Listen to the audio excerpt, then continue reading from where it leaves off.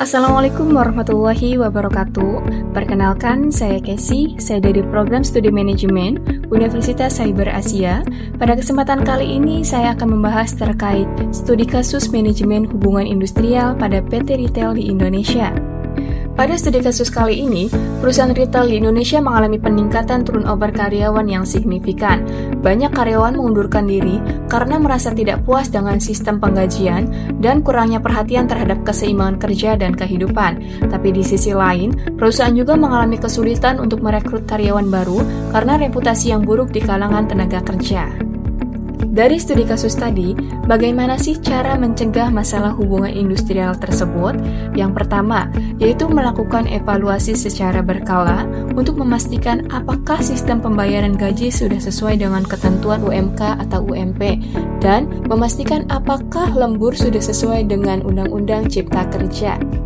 Berikutnya yaitu dengan cara melakukan survei kepuasan karyawan secara rutin tanpa harus mencantumkan nama karyawan untuk mengidentifikasi potensi masalah sebelum karyawan mengambil keputusan untuk berhenti bekerja.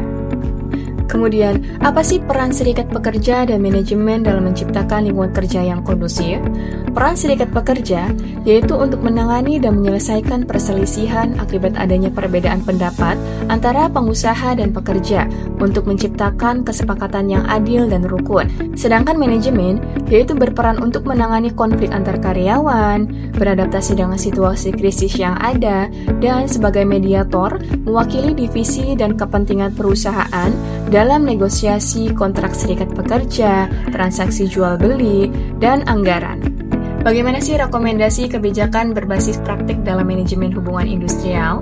Yang pertama yaitu menerapkan sistem penggajian yang adil dan transparan. Sistem penggajian yang adil dan transparan dapat meningkatkan motivasi kerja karyawan, karena karyawan akan merasa dihargai atas usaha mereka dan terus merasa termotivasi untuk terus bekerja dengan baik.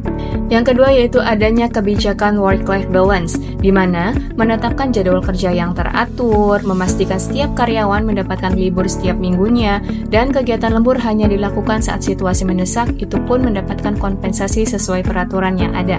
Mungkin itu saja yang dapat saya sampaikan pada kesempatan kali ini. Terima kasih atas waktu dan perhatiannya. Mohon maaf apabila ada salah kata dan kekurangan. Saya akhiri, wassalamualaikum warahmatullahi wabarakatuh.